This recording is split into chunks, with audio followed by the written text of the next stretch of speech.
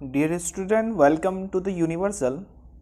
आज हम लोग डिस्कस करेंगे प्रश्नावली 5.1।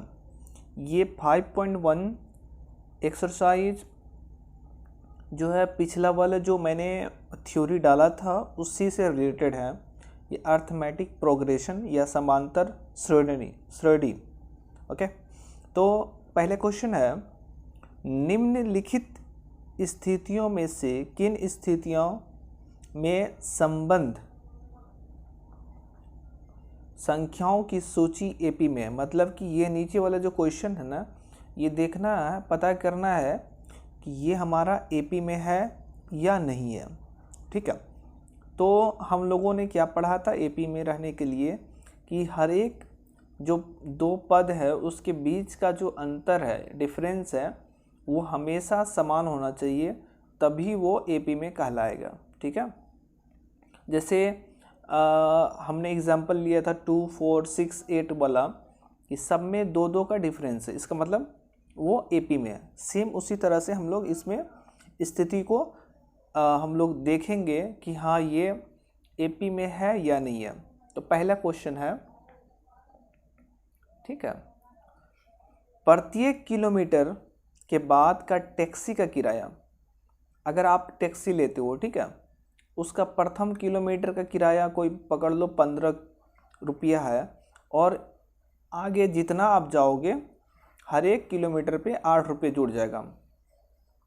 ये हो गया पहला, मतलब कि पहला किलोमीटर 15 रुपया। दूसरा में क्या बोल रहा है, 8 रुपये जुड़ते जाएगा, 15 8 23। फिर तीसरा किलोमीटर में 8 जुड़ जाएगा 31। तो ये हमारा क्या हो गया, कॉमन डिफरेंस। 8 8 का जोड़ने में जो आगे सीरीज बनेगा ये हमारा एपी में हो जाएगा, इसलिए इसको लिखेंगे ये एपी में है। ठीक है, ये एपी में है। समझ में आई बात?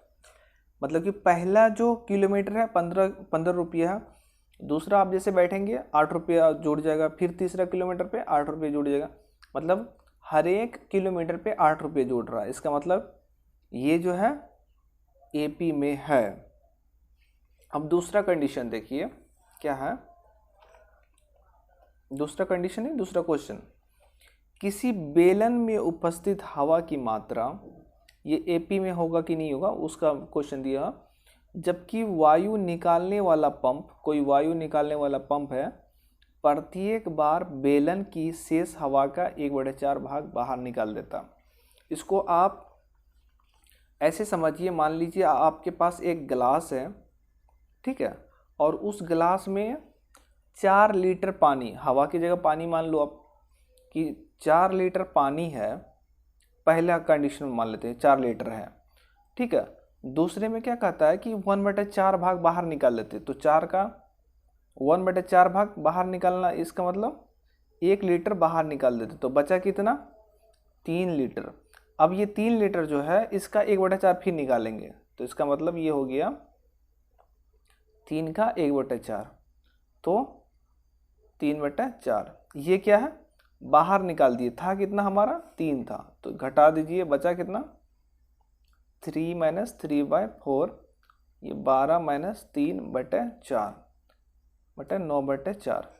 यहाँ देखिए, क्या आपको इसके बीच का डिफरेंस सेम लग रहा? नहीं, सेम डिफरेंस नहीं है, इसलिए ये एपी में नहीं है।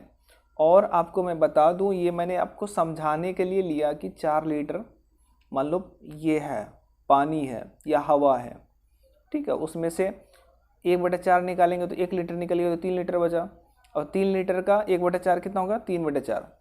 3/4 जो है पहले था कितना, 3 था, 3 में से 3/4 निकल गया, तो 9/4 बचा, ये 9/4। तो दूसरा, पहला बार में 4 था, दूसरा बार हवा निकालने के बाद 3 लीटर हो गया, फिर निकालने के बाद 9/4 हो गया। क्या ये सेम डिफरेंस है? नहीं है, इसमें -1 हो जा रहा, और इसमें कीजिए तो 9/4 में से 3 घटाइए, देखिए 9/4 में से 3 घटाइए, तो 4 9 4 3 12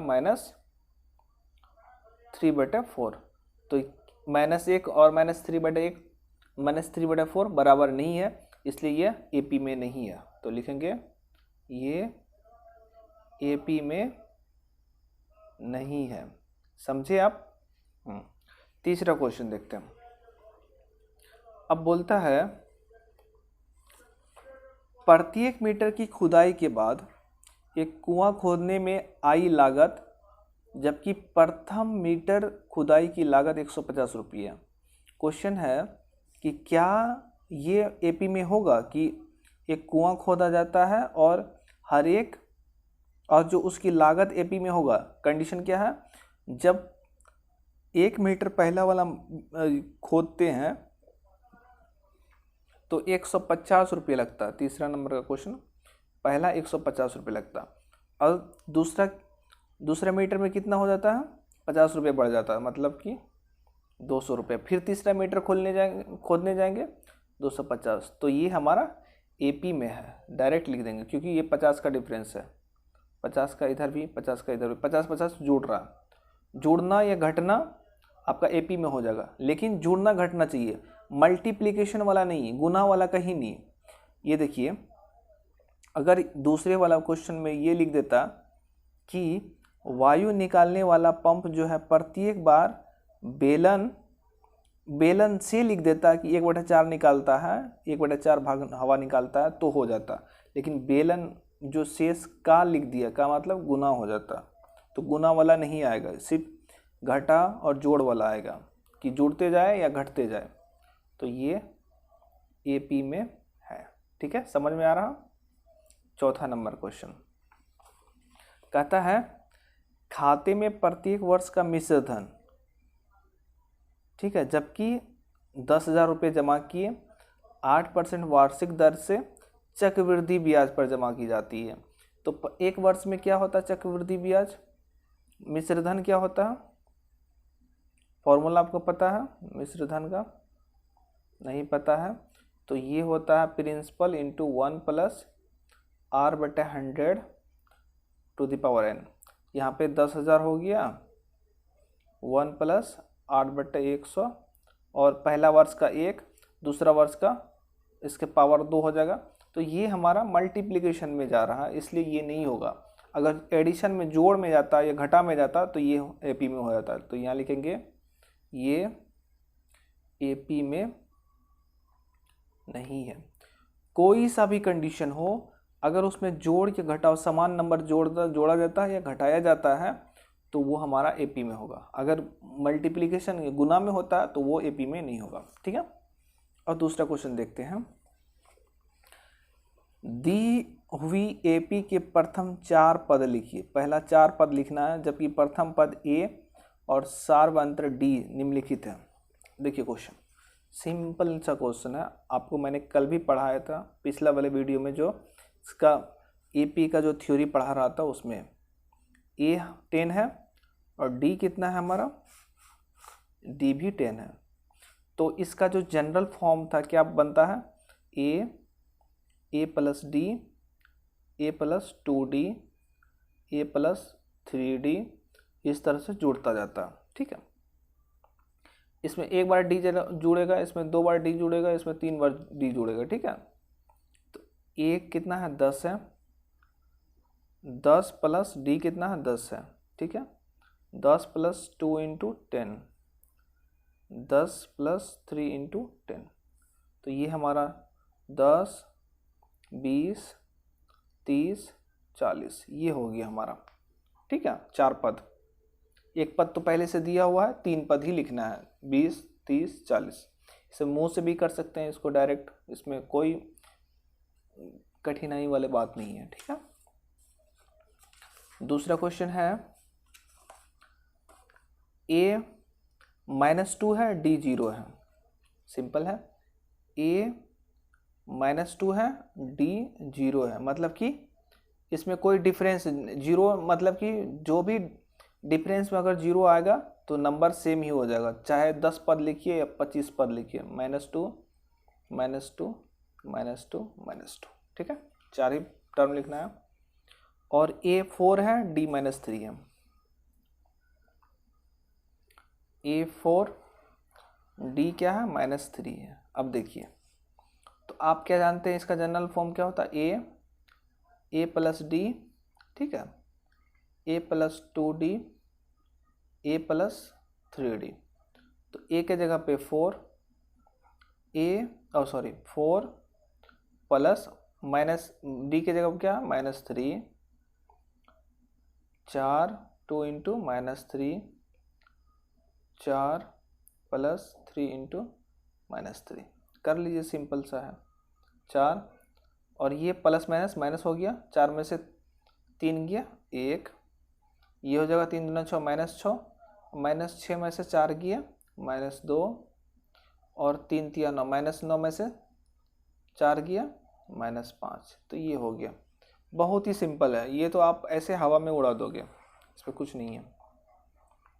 चौथा नंबर क्वेश्चन है, a is equal to -1, D is equal to half. a is equal to -1, D is equal to 1/2।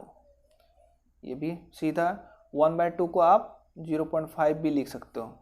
तो -1 डायरेक्ट लिखिए, तो कैसे लिखते हैं, और -1 और प्लस 0.5 क्या होगा, -0.5, फिर क्या हो जाएगा 0.5, फिर 1, ठीक है, सिंपल है। आप रख ये कर लीजिए, मिला लीजिए, a 1 है, -1 प्लस डी कितना हो गया 0.5, यहाँ पे -1 plus 0.5 into 2 plus -1 plus 0.5 into 3, तो ये हमारा 1 हो जाएगा, -1 प्लस 0.5 तो -0.5, और ये 1 रुपये में से 1 रुपये जाएगा, ये 0 हो जाएगा, ये 0 हो गया, ये 0.5, ठीक है। माइनस में जो भी है उसको आप ऐसे समझिए, ये कर्ज है, ये प्लस में जो भी है आपको आपके पैकेट में है, तो ये कर्ज है, और आधा इंटू 2 मतलब कि 1 हो गया, 1 रुपये पैकेट में 1 रुपये देना, तो 0 हो गया। सेम उसी तरह से समझिए, ये कर्जा है, ये 1.5 रुपये आपके पास है, तो कितना बचेगा 0.5, तो ये हो गया, ठीक है। समझाने के लिए आपको पैकेट का फॉर्मूला दे दिए ताकि इजीली समझ में आए, क्योंकि माइनस वाले में बच्चा फंस जाता है। a is equal to -1.25, D is equal to 0.5, a is equal to -1.25, D is equal to -0.5। इसको डायरेक्ट आप फॉर्मूला में बैठा लीजिए, आपको दिक्कत होगा तो a plus 2d, a plus 3d, ठीक है। a के जगह पे -1.25, a के जगह पे -1.25 प्लस d के जगह पे क्या होगा -0.25, फिर तीसरा पद क्या हो जाएगा -1.25 प्लस 2 इंटू -0.25 प्लस नहीं कॉमा -1.25 प्लस 3 इंटू 0.25, ठीक है। तो ये पहला पद हो गया 1.25, दूसरा पद क्या होगा, माइनस माइनस हमेशा माइनस ही होता है, 1.25 माइनस 0.5, तो ये -1.50, ये हो जाएगा माइनस, कितना का अंतर है -1.75, और ये -2 हो जाएगा, ठीक है, सिंपल है। जैसे देखिए